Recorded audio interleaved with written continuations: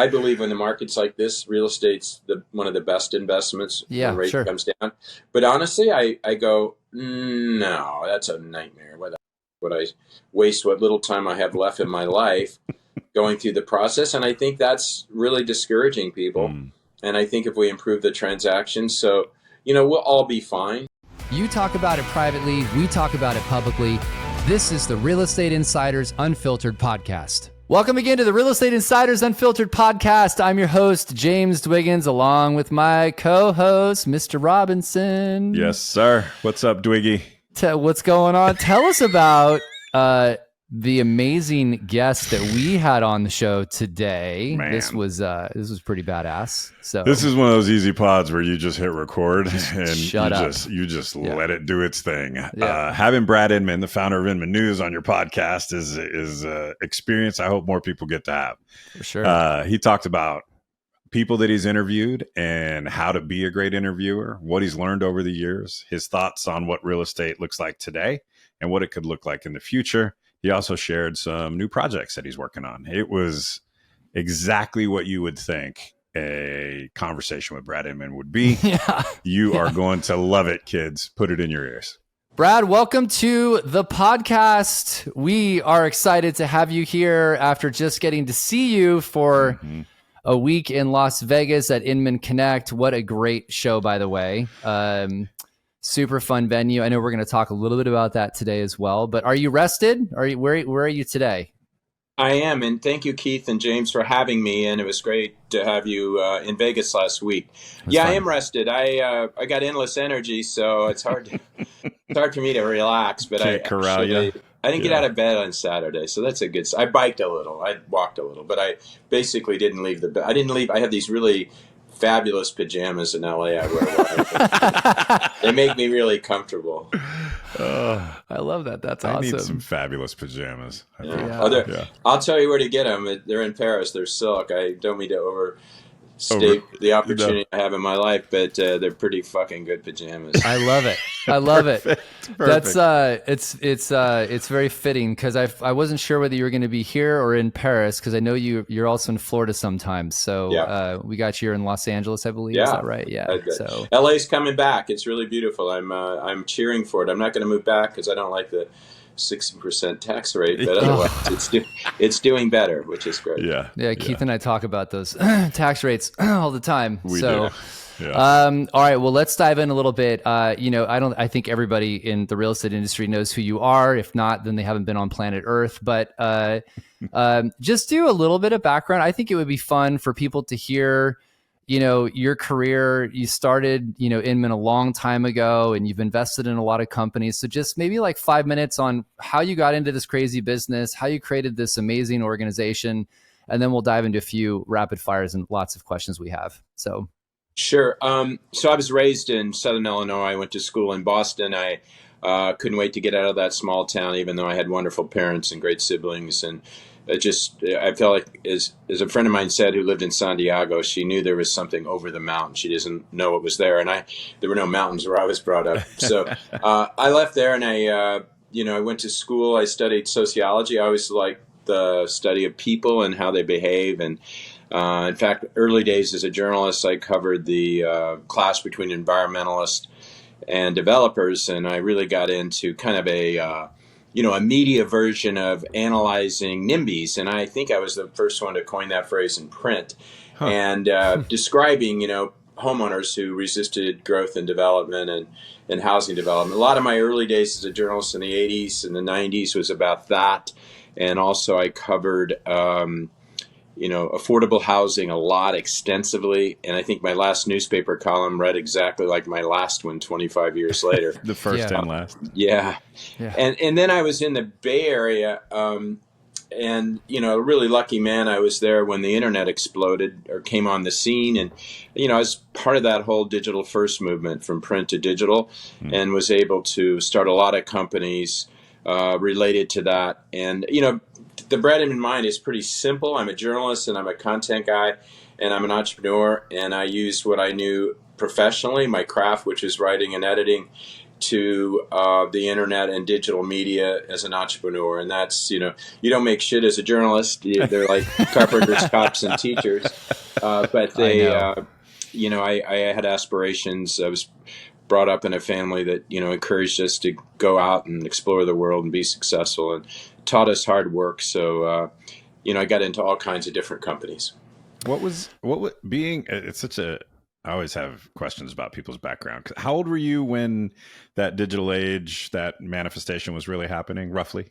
Yeah, it's funny. I started a bunch of companies in the early 90s before the internet that were related to that phenomenon. I sold a database to the Los Angeles Times on personal finance, and we downloaded on a database about 300 or 400 personal finance books. I got permission from the publishers, pretty bold at the time. Yeah. It said every time we quote you, we'll mention you, and you'll have there wasn't a digital link.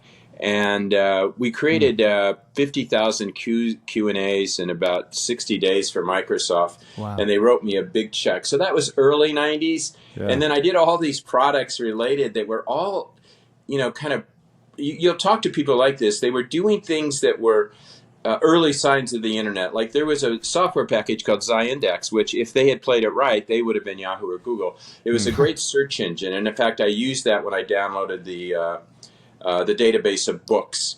Gotcha. But yeah, middle 90s is when I always had fire in my belly. I did consumer events before that with big newspapers. I always had a side gig that was legitimate church and state content for, as best I could. I made a couple mistakes along the way when I started Home Gain.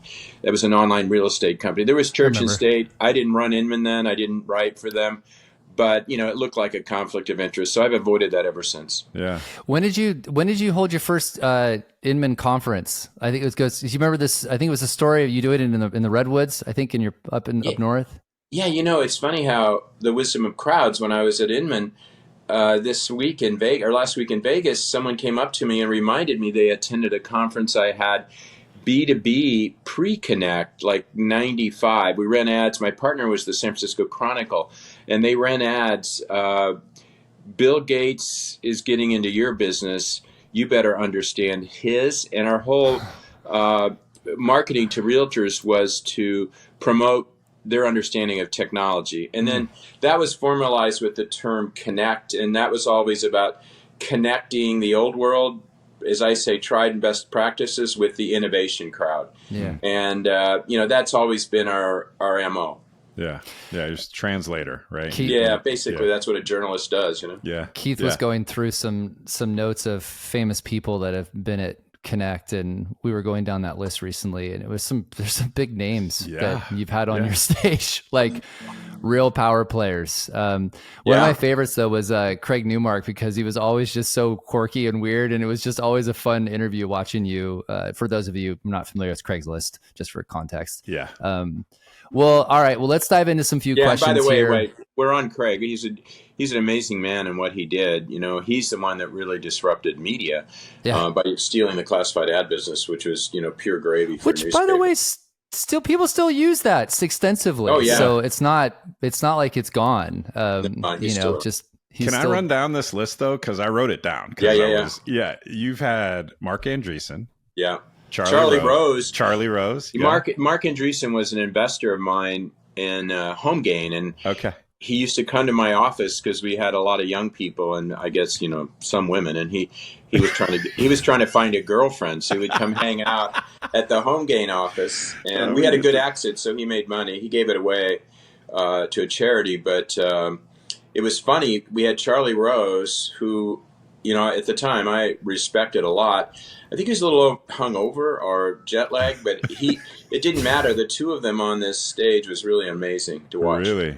Ariana Huffington? In fact, who arranged all that was a guy that used to work for me, Mark at 1000 Watt. He and Davison. Brian both worked for me, and they helped hustle Charlie and Mark and all that. It was really great. I mean, those I love it. The graduates I called Inman University, which Mark and Brian are like class act, amazing people in the business, super smart. So real deal. All right, I have one more. Just this is selfish, Brad. If you'll indulge me, audience, forgive me.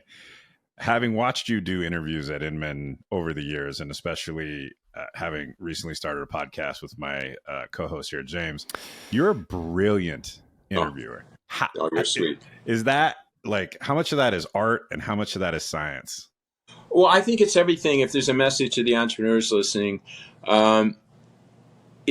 it's learned, it's practice, it's preparation. Yeah.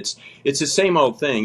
We've all been watching excellence on the Olympics, right? Right. What you don't see when they run a 100-yard dash at 9.7 is, the training that when Michael Jordan or stuff, and that is a big part of how I approach it. And I encourage, people on our stage. So I think it was, perfected over time.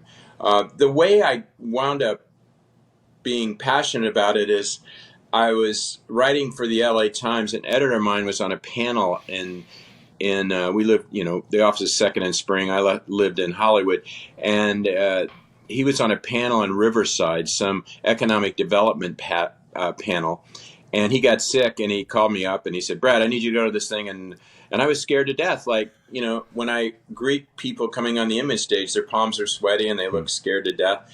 And I got there, and there were 3 panelists, and there was a guy, Dan Walters, who was a journalist for the Sacramento Bee, really famous one, and wrote public policy, which I did at the time. There used to be room in the news hole of a newspaper for public policy. And he was amazing. He was charismatic, interesting, inquisitive, curious. And then there was a deadbeat from the Riverside Press Democrat, and then there was deadbeat Brad Inman. And I got off the stage, and everyone surrounded Dan Walters. Nobody came to see me. And on my way home, I had a 2-hour drive. I gave myself, which I've done my whole life, a lecture. I said, "Okay, Brad, this is not a hard mountain to climb." And then around that time, I heard Warren Buffett said the best skill you can possibly learn is public speaking. So I really, really, really, really worked hard for several years and got better and better. And that was the old day when you kept quotes on index cards so you could be interesting, and jokes were a big thing in public speaking. So I realized that it was worth doing. And, I'm vain, so I love the applause. It's not something that I shy away from. But I think the big thing about how I approach it is I'm there for the audience. And I read once that if you as a moderator can ask that question that's in everybody's head in the audience, then you've achieved your goal. And invariably, as I'm listening, I find what I think is a question or two that answers that everyone wants to ask and is afraid to ask. And then the last thing is I'm really clear who my customers are. And my customers, as I say, is the woman who flew all the way from Omaha to New York or to Las Vegas and in the plastic chair. So I really think hard as soon as I get up there, because the big shots don't really impress me. And I've had some really big ones, but it's more about that. And if you, like anything you do, if you're doing it for your ego, you're probably not serving your customers. You've always said that from stage, by the way. You always are asking somebody like where they're from, and you emphasize that that's your customer. I think it's really admirable. And you can tell people care that you're asking the questions that they may want to ask but never get the chance to. I think the audience also hates it when they're softball questions anyway, because then it's just like, it's a tee up. Yeah. There's been many a speaker that thinks I'm rude, but I really don't care. And I try to do it with a soft touch. I really do. And I pour on the praise when it's deserved. But I remember, again, I went to conferences when I was young, because I was digesting as much as I could. And I felt like nobody, and I didn't know anybody. And it was okay, but so we really try to plug in everything I do to those people, not just content that they need or want, the questions they want to ask, but also a lot of things that are interactive that make it more interesting. But most importantly, they make contacts they can take home. Yeah, truly. Well, we're going to come back to this because we want to talk about the high profile interview you just did last week. We'll do 2 quick questions. We call them rapid fires, Brad. It's just for people to get to kind of know who you are. And we ask all of our guests. I'll start with the first, and Keith will wrap. So what is your favorite book or podcast? Favorite book you're reading right now or have read this year or podcast? I'm reading, I just finished John Le Carre's A Murder of Quality. And I'm about a quarter of the way through Veronica, which is Mary Gateskill. And I'm an avid book reader, and I'm probably addicted to TikTok. And I don't listen to any podcast except yours. That's Thanks, a Brad. generational signal that I'm out of touch. I love it. All right, Keith. All right, I can't wait for the answer to this one. If you could have lunch with one person, current or historical, who would it be and why? Well, this is interesting you brought this up, and I was going to default to celeb and all that, but I was in Paris at a house party. These house parties go from 8 to 4. People don't do that many drugs or drink, but they dance, they sing, they have backgammon tournaments at 3, but they're always engaged and really friendly but interesting. You got to have your intellectual power high. And suddenly a group of us are sitting around in this little group of a bigger group, and someone said how much they miss their mother or their father or both their parents, which I do. And I always freak them out. I randomly say something only Americans say. I said, I would write $1 million check to have dinner with my parents tonight. And they look at, oh, God, Inman, your fucking American money shit. And I said, well, you just told me how much you miss yours. What would you do? Right. But I didn't think, this guy says, his name's Daniel. He's a really good guy. He said, I would cut off my left hand. Huh. So anyway, I realized if I could have lunch with anybody, it would be those two people. Yeah. I still to this day, I used to do those national TV shows on the housing market and all that. And I'd call my parents because they loved to see me, and they'd watch, and they would leave. They would call me right away and tell me how great it was, no matter what I did. And they, that's how they were. They were constantly encouraging and supporting me. And in fact, one time I so many lessons from that. I made a mistake about interest rates or something, and my dad called. You were great. I said, Dad, did you hear what I said about mortgage rates? He goes, Hey, Bradley, 90.9% of the people watching you didn't even notice, and that 0.1% of 1% that did, they're going to think about it for 2 seconds and go on to their own miserable lives. So don't worry. And I always say that to the people that are on my stage who are so nervous, particularly the new kids on the block. Like, don't worry, no one will remember any mistake that you think. You just be yourself, and you'll be fine. Yeah, people are scared to make mistakes, and man, I tell you, it's a mentality we have to get rid of because it's how you learn a lot, just from all of that. Yeah, pain is an effective teacher, that's for sure. Let's dive into this because Keith and I are really interested for your take. You've been doing this a long, long time. It's seen so many different things over the years. Scandals, turmoil, etc. Is this different? Like, I feel like where did we go wrong as an industry to be in this, like, really 2 weeks away from one of the biggest changes in residential real estate during my lifetime, at least. So what's your take on all of this? Well, I think what people don't gather is it's been in the making for 20 years and mismanaged by real estate leadership across the board. And, the DOJ back in the day when I had a home gain subpoenaed 40,000 records from me. I was on the right side of the angels because there were a few of us entrepreneurs that were suffering victims of constraint of trade by the powers that be. Now, fortunately, some of them went to jail for that. And, they were part of Realtor.com back in the day. And but I remember sitting in the DOJ's industrial warehouse in Washington, D.C., me and about 20 investigators and around a table. And, I was eager to give them what I had. And but I was looking around, and it was stacked with boxes after box, like huge warehouse. And these were, my emails and everybody else's emails. And so I guess what I'm saying is they were under the gun back then. And I think what the DOJ began to ask for was pretty simple. And a lot of us have calling for this for a long time, and that's transparency in the transaction. And I think this underlying all this is the resistance the industry had to transparency.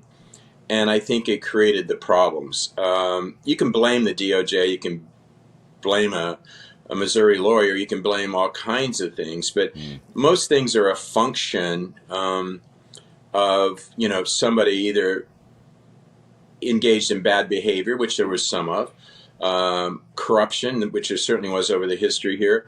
But then more recently, I think, James, the leaders were duct tape, like the franchise CEOs. I mean, you are unique. Glenn Kelman is unique, but the most of them were duct taped by their lawyers. Yeah. And as someone said to me a long time ago, if you own a company or a CEO, you shouldn't let your lawyers and your accountants tell you how to run their business. 100%. But they did.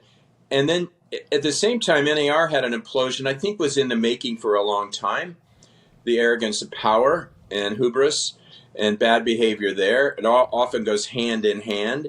And so they imploded just when we needed them, one president after another in a few days. Sure. And so to me, it's about that.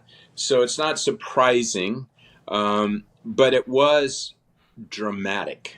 It was, as you say, James, there's nothing that I've ever seen where the structure of real estate as we knew it was being so threatened by the drive for transparency. As I said on stage, though, it's a good thing. Because if people are really consumer centric, I got so sick and tired. I was a consumer writer, and I got into this industry, and everybody said, you got to put the consumer first, but they never did. Right. They never did. In their policies, everything about it, they never put the consumer first. And, that dog came to bite him. And, I think that's what also underlies this. And now suddenly the DOJ is decided to put the consumer first. And we could debate the approach they're taking or the approach the litigants in the lawsuit.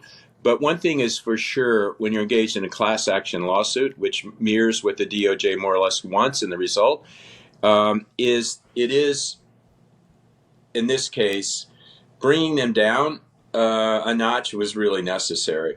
So I think it's good. And what it results in is a commission pie shrinks, I'm sure of. Not sure of, but I think it will.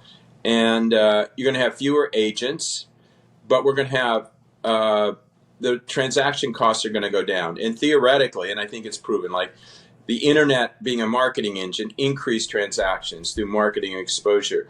If the transaction's more efficient, there will be more transaction and there'll be less agents. So the people at my conference last week, I'm not saying they're fine right now. They're really struggling and suffering, but they will be fine because they're still in the business when the market turns. They're also aware of all these changes, and they'll take advantage and be very opportunity. But there will be more transactions. It's the same way I feel about AI. AI is going to close the loop on a digital transaction. And what does that mean? A more efficient transaction means more transactions. So unleashing technology, changing the rules and commissions leads to more transactions by fewer agents. And by the way, every time I've ever said historically that they're going to be fewer agents, I was completely wrong. So, well, I mean, look, we can all agree this is different. I mean, Keith and I have been public. I'm probably a little more aggressive in that I think somewhere between 20 to 40% of the agents will go away. I don't actually think that's a bad thing though, either. No offense. I think people that are professional and in it and want to strive or, and make it are going to be fine. The piece that and I'd love your thoughts on this, Brad, because you've got such a good lens for the industry, is what I'm worried about is that, people have said the bottom agents, the 2 deal a year agent, whatever is going to be the one to go away. And my response to that is I don't think so.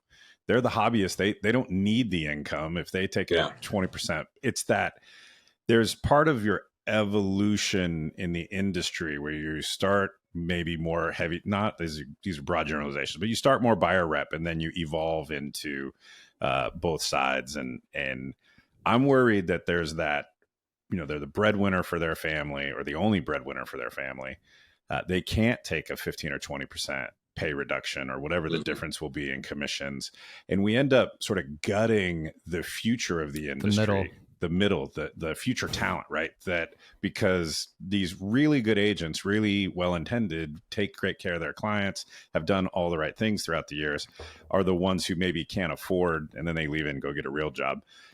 I worry what that looks like in, say, 5-7 years down the road with who's left. And maybe the new ones coming in will fill that gap, or maybe I'm completely wrong. But I'd love your thoughts on like who exits the industry and how that manifests.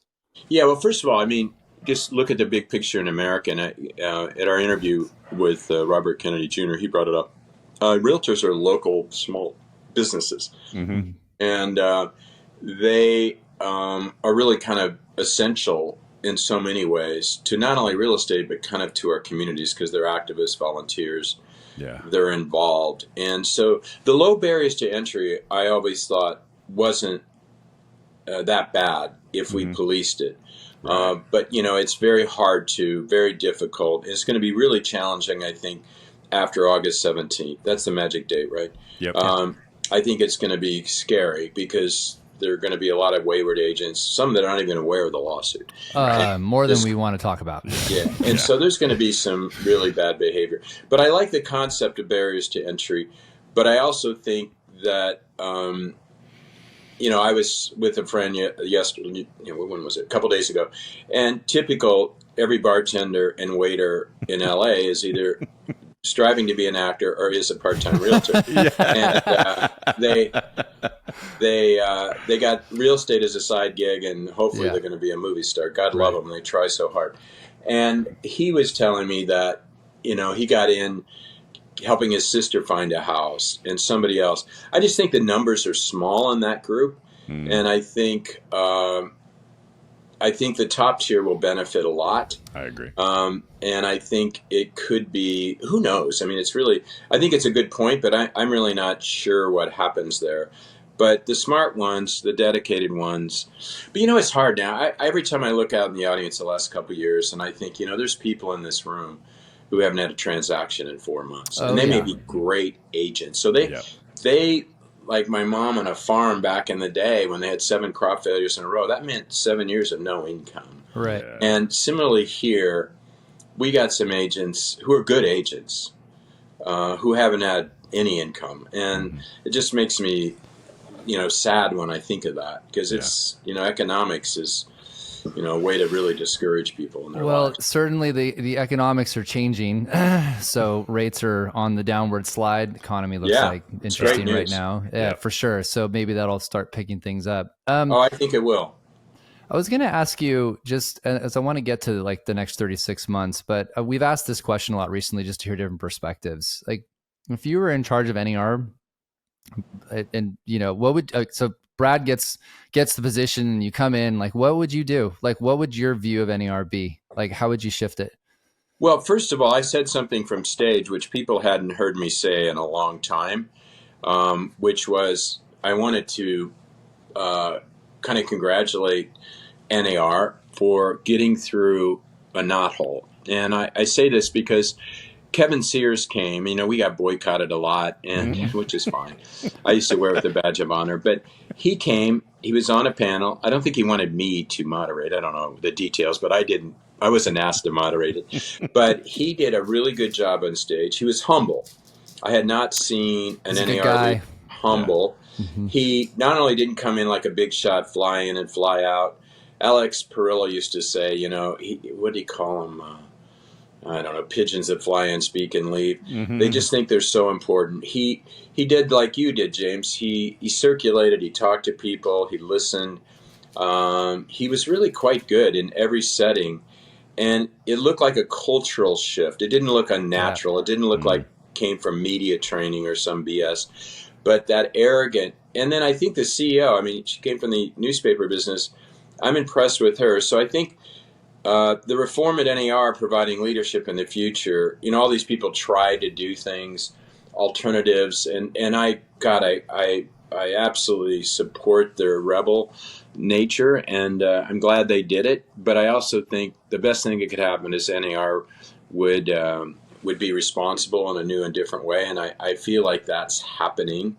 And that makes me very encouraged. That's a big statement from you, because you've been very vocal about, in a constructive way, to be clear, because there's been a lot of people who've had issues with NAR over the years. But, the fact that you felt something different from the leadership, that's a big thing to notice. So yeah, no, it's I think it hit me when I was listening to Kevin on stage, and then I want and always wanted NAR to do a better job. In fact, all my criticism was my aim. It wasn't to destroy them. Yeah. But when I look at the alternatives that have been put out there, and then the best thing that could happen is NAR gets reformed, and it seems to me they're on the way, and because that was really a mess, and a mess for a long time. Yeah. They were also they believed in retribution, and they came after you personally. People that didn't toe the line, and all of that is really not good stuff, right? That's like some sort of weird cult, and I feel like that's changing. One time they had a special board meeting over a scandal many years ago in Chicago, and the president was kind of weird guy. And he had his staff follow me into the bathroom. I mean, there was a guy at Realtor.com, and this predates, predates many years ago. But during the criminal problems and all of that, he had a thing on his desk, kill Inman. I mean, like, these people were really serious. When I was helping Microsoft get listings, every meeting we went to, everyone knew our schedule somehow, and they got a fax from NAR saying, don't do business. It's constraint of trade, right? There's just a lot of bad things that went on. I don't think people realize. So, I just had to give up that past. That's just the past. And I just hopeful, particularly now, the industry needs leaders. They need to take the duct tape off the franchise executives. They need to free up NAR to do what's right. And none of the policy changes or education is going to happen without them. You've mentioned the duct tape a couple of times. What do you think? Is it just listening? Is it as simple as they listen to the attorneys, or it feels too risky to come out with an opinion in this environment? Corporate CEOs, and I've hired a lot of CEOs, but they, particularly publicly traded ones, but they get a huge parachute package when they leave, when they're incompetent and they miss earnings. Yeah. They have contracts that are it's kind of like private equity changed the world economically. This paid CEO, this guy, and there are some exemplary CEOs, right? And I don't mind compensating them. Like, I was fine Elon Musk getting the comp package. Look at the wealth he created. Right. But I don't like the ones that have guarantees in the front, guarantees in the back. And on top of it, they're paranoid to exert true leadership. And they're unwilling to say things that are controversial. And that's, to me, not leadership. They have an obligation to their company and their shareholders, so their comp packages shouldn't be so ridiculous. And they have a responsibility to the industry they serve and the larger public. And I think, James, you get that. And they have a duty, and they don't see the last part of that duty.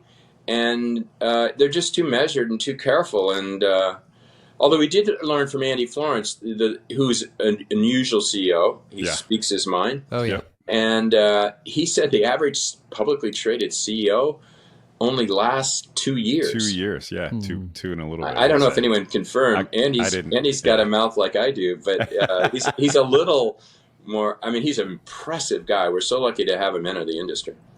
He is impressive. I've had the opportunity to spend time with him, with Damien recently, and I know Rich Barton as well. It's three really powerhouse people from very different perspectives on things in the business right now. And that Damien, I just love Damien. Yeah, I call him Scrappy. It's funny. I had dinner with him recently, and he said, "I got a great story I tell everybody about you." And I said, "What's that?" And he goes, "In our first interview, the first question you asked me, was, what character are you, Damien, from Succession?" He got such a bang out of that. What's funny about Damien? He and I have become friends over the past year as well, so he knows I would say this to him as well. I think people underestimate him a little bit because he does a lot of listening and only speaks when he wants to, and those are the people those are the smart ones that are calculating what they're wanting to do. Let's move to this because Keith and I want to get into two subjects, and then we want to get into out of real estate a little bit. So just first, what was it like to interview RFK? Like, just give us any kind of juicy stuff you can. You had him backstage. I know Secret Service. For everybody to know, Keith and I were at the event, and I was there as well. Backstage a little bit. Secret Service was like, woo, for obvious reasons. Tell us that was a really high profile interview. So tell us your thoughts on it, everything that happened. Well, I'll give you a little tidbit to tell you. And it comes from a place of, the depth of that man and his experiences in life and what he's been around to what he knows, access to information you and I and the rest of us don't get. He has as I understand it, and make sure I get it right, he has a private security detail that are just as talented as, probably Delta Force guys. And their job is to look out for what the Secret Service is doing. So he doesn't act that way, that but explains he understandably is on guard for, I think he called it the intelligence state or police. He didn't call it police state. He had some word for it, and I don't want to mischaracterize what his intent was, but basically how the intelligence community is driving a lot of decisions around the world that maybe some could argue isn't really what they're supposed to be doing. And so that was interesting. His modesty, his how sophisticated and smart he is. Eccentric, yes, only in that he speaks his mind. When we went on stage, he said, "How long do you want to go?" And I said, "We have 45 minutes." He goes, "I can go an hour or longer." He said, "I'll stay as long as you want me." Now, back to those CEOs, that's pretty cool. They want 20 minutes and off stage. Politicians, they're all managed. They're all to the minute, right? Yeah, everything he said was thoughtful. At least I thought, even if you disagreed with him. And and he was really sweet to everybody. And just unusually, I did advance work back in the day for John Anderson and Gary Hart, and I was part of all that. And they were the same. Gary Hart a little arrogant, but John Anderson, a real gentleman. And I thought back, I even called him Michael Dukakis on stage, which he did not like at all, because he's a little bit of a wonk, a policy guy. But I should have said more like Clinton, but I don't think that would have played. He was thoughtful, and we used to, I feel like, and we've got a lot of thoughtful people in Congress and the Senate House. You see them all the time in these hearings. But I miss that, somehow someone running for president isn't just talking points. You also made a comment on stage, though, that he was the most powerful person in the world because of what he could technically influence. I mean, it's a great comment. Yeah, but he brought up Ross Perot, and I had forgotten Ross Perot, who got 19%. I didn't realize pulled out of the race because of a threat to his daughter. I didn't know. Lost the momentum, or he could have been president. So I think what he's the best I can gather, he in this year, it's like 68, which he knows too well. It's when he lost his dad at 13 years old. You never know what's going to happen next. Right. This is one of those years, and so there's other shoes to drop. Just think about it. 3 historic events, you guys, in 3 weeks. Yeah. We had the epic debate fail. We had the assassination attempt, and we had Biden pull out of the race. All 3 of those dates, those are historic events. All happened in 3 weeks. So granted, we only have 92 days to the election, but to think that this is all going to stay the same. That it's just going to, we're just going to smooth sailing from here. Yeah. So you never know, who knows? Maybe he'll be in the wings and he'll get coverage finally. He's been boxed out. It's really sad, really pathetic, actually. Well, it's a machine, right? That's what you'd say.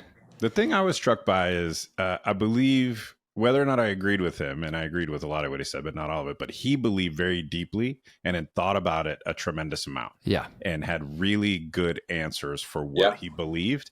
And there was a curiosity in him that I found very appealing. He doesn't have a classic platform where he's just checking the boxes to get votes. He makes a decision on what he believes on each particular topic and lays that out. That's why he's independent. Like it or not. Yeah, it was great. Yeah. Well, in fact, Keith, he referenced somewhere in our conversation about what motivates him or what's important in life or something, and Jackie Kennedy had said to him or said publicly that the most important thing in life is curiosity, and he dubbed himself, which I could totally relate to because, I met 10 new people yesterday because I'm so damn curious. I just can't stop. I read to learn, but I also just communicate and talking with. It's amazing what you can learn if you have that in your DNA. Yeah. Absolutely. All right. Well, let's ask this because then I want to get to this new venture you're doing. But 36 months out, just give us your crystal ball forecast. What do you think? I don't even know where to go with this. But what do you think the world looks like in residential real estate? I mean, there's so many different things happening, right? Yeah, we've got affordability challenges, interest rates, the lawsuits. But what do you think it might look like in 36 months? Well, I'm a real optimist about everything in life, and I really think we conquer our problems if we want to. And I think we're going to resolve the affordability problem in two ways. We're going to unleash production. There's kind of a general sentiment across the country. No matter who's elected president, we're going to see federal initiatives to do that. I think we're going to see tax incentives for the great private-public production partnerships we saw in the past, where Mayor Koch in New York's built 200,000 affordable units, middle-class units. We saw Jerry Brown announce he's going to do 20,000 downtown Oakland. I think he got to 15,000. We have the Homestead Act. Anytime we've really attacked, I think there's brand new financing vehicles, all these incremental things to save everybody. Just we got to think bigger, act bigger on the affordability front, and I think that's going to unleash demand. I think we all know rates are going to come down, and they're going to probably stabilize at 4 or 5% and stay there, and people learn to live with that. I think the industry is going to be restructured and be more transparent. I think we're going to finish the last mile on the digital transactions. Rich Barton spoke about it at Connect. I really believe that. I used to call it the latte vision. I don't know why it shouldn't be. I rented a car in LAX recently, and I walked off the plane, walked into the car, and they now even have it so you don't have to give them your driver's license at the gate. And I drove away a car without seeing a human being. Why shouldn't we be able to do that with a house? I think I'm going to see widespread innovation with AI, and we're not going to even be able to imagine. Yeah. The transaction's going to be easier. I'm buying a house right now, or trying, thinking, acting. I know Yaz is ahead of me. She's already picked it out probably. But we're going to place a bet. It's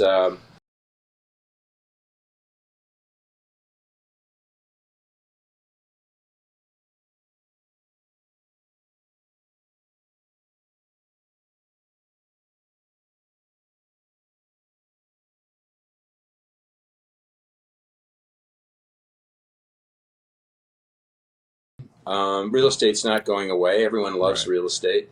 We just have to fix the affordability problem. Bringing down transaction costs, making it more efficient, and we'll all be fine. So let's transition this, because I know you've had a lot of passion towards your new ventures, Longevity Media, and you even had a conference in March. So talk to us about that. This is the new passion. Yeah, it was really simple, James. When I was a little bored, I sold Inman. I still am a shareholder, but and they still, I'm flattered they have me back to speak and interview. But love the company. Will always be there. Would never do anything in real estate. Obviously, it's got my name on it. But I did get a little bored. I was the CEO of Yaz, my wonderful wife, for a couple of years, and that's a fucking mighty job. And so I better not watch this, by the way. I didn't get any comp package for it. Yeah. But I have the most beautiful, amazing wife in the world. I can't, the biggest lesson she taught me is, as soon as she met me, she said, the one thing about you got to stop taking yourself so seriously.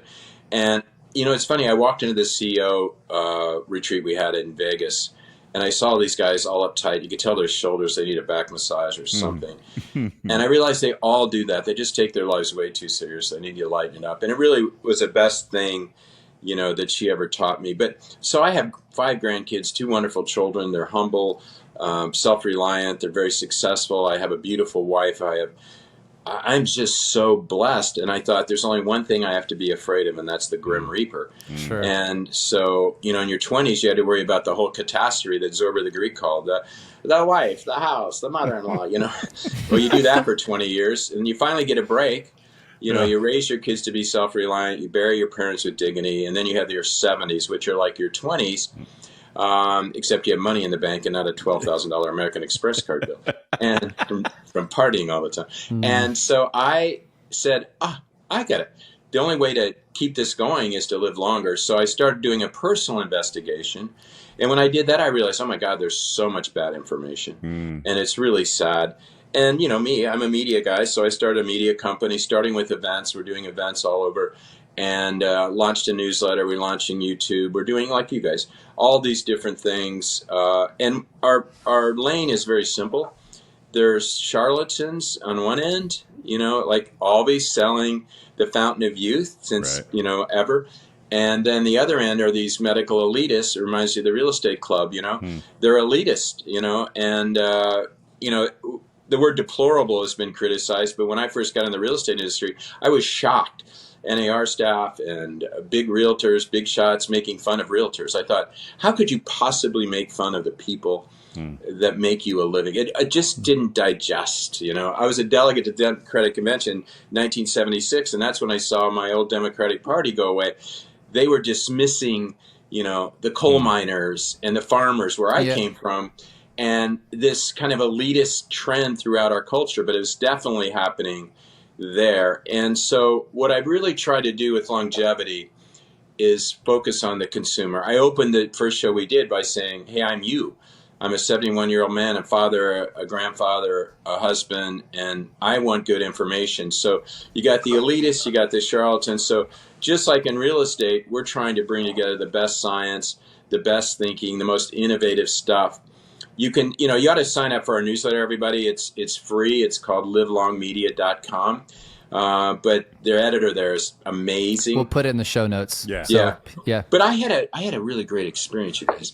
I was at Connect in Vegas, and a woman came up to me, and I haven't asked her permission to use her name, so I won't. But she started getting teary-eyed, actually CEO. And she said, I want to thank you. And I said, why? She goes, I came with my husband to your show. This is a real estate person that came to the longevity show. And through some testing, my husband discovered he had all this heart disease, and he was unaware of it. And he went under the knife pretty soon after that. And so he said, I saved their lives. And wow, that's awesome. Somehow, I'm really lucky. I have so many entrepreneurs and people that come up to me and thank me for giving them stage and supporting them. But I don't think anyone ever told me. I think I was a lifeguard. I maybe saved a life, but when I was 16. But I kind of made that up, I think. But this blew me away, which made me realize we're on the right path. Yeah. Well, look, in American culture, we've been taught. I mean, I'm in my 40s, and reality is you put all of your health aside to get your career off the ground. You've got family, you've got kids, and responsibility and bills and all of this stuff. And I've unfortunately had the awakening. I had a friend of mine who died of stage 4 colon cancer at 34. Wow. You're like, that just doesn't happen. And people aren't paying much attention to it. And I am going to go to your longevity conference, the next one that you have. I would love to. I think it's a really cool thing you're doing. And we'd love to do this. I in the future, have you back on the pod, not about real estate, by the way. Yeah. Would be about that. And Keith and I talk about AI all the time and how that's going to be an incredible in the healthcare industry, the advancements that will come from, just being able to diagnose diseases or create vaccines quicker or whatever it might be from the medical industry. So it's a very, very, very exciting time. And you all would love the audience. They are, they're healthy, and they're primarily women. They're high net worth generally. I call them the early adopters. My customer service people, who many from Inman helped me do them, and they said it's the nicest customer we've ever. They were curious. They were intelligent. They, again, early adopters, but we've already created a community, which is really fabulous because they needed a community. They could go to some buzzy microdosing health thing, or they could go to some medical thing in Dubai for $10,000. But there was nothing, and we lowered the price to $100 just to get people in, and we sold out like crazy. Yeah. So that's the plan. Well, that's awesome. That's seriously cool that you're doing all of that. We're at the end of the time, but Keith's got a question he wants to ask you that we always take everybody out of the show with. And yep. So I'll wind it back to I'll wind it back to real estate for just a second. So if you were we asked this of everyone, if you were an agent or a brokerage, what's the one thing you'd implement today to prepare your business for the rest of this year and going into 2025? Well, I think it's always information and knowledge. So staying up to speed on anything and everything that's happening, because it's from that awareness comes opportunity. And the next thing is just find every opportunity you can to network with others, whether it's customer prospects or experts. And as I always say, and if you want to meet somebody, just send me an email, brad@inman.com, and I'll send you the Big Shots text number so you can text them. And someone taught me a long time ago when I was always selling my products, right? Like, call the CEO. Right. And often the CEO is sitting around doing nothing. Because I always think about it. I don't micromanage. My team's taking responsibility. They're in charge. Well, really? And what are you doing? Nothing. So they're sitting at their desk. So I'm a big fan, or they're on a plane. You can get big shots. And I learned that, and it never failed me. I wasn't afraid to call. I can name 10 things I did in my life that made me millions and millions of dollars by not being afraid to reach out to whoever at the highest level you can with absolutely no fear. Yeah, that's how we got you on here. We reached out. That's pretty easy. I'm no big shot. It's great advice though, because I'll tell you, you're not wrong. If sometimes CEOs appreciate it. I have people do it like, hey, I really love something you said. Can I have 10 minutes? My first thought is like, you know what? You reached out. Absolutely. Why not? So I think it's a really good advice. It's just, if you don't ask, you'll never know what the answer is going to be. So, and James, you gave him a great tip in there. Start with a compliment. Yeah, for sure. Nothing works better on me than, oh, Mr. Inman, I admire you so much. And I go, okay. It does for anyone, it does for anyone. Yeah. So Brad, it was so great to have you on the show. Thanks again for being part of the amazing event that your team put together. Shout out to Emily, by the way, and Katie over there at Inman. They are amazing. They are rock stars. Yep. Emily's an amazing CEO. Katie is the magic behind those events. You've got a great team. So I can agree more. Emily is best thing I ever did is made her CEO. She's, I always say, I've hired thousands of people, but you hire people at good schools, good places, and the plan is they're going to grow. And when you hire them, they're going to grow. I mean, I was confident. I think it's maybe 5 out of 100 do this. Most flatline, a few go downwards. But she's one of those people that's constantly growing. Amazing. Beautiful. Yeah. All right, my friend. We'll look forward to having you back in the future, and I'm sure I'll see you at some event soon. Thanks again for being here with us. Thanks, Brad. Thank you, guys. All right. It's our job to say out loud what everybody's only thinking to themselves. It's your job to subscribe to this podcast so you never miss an episode.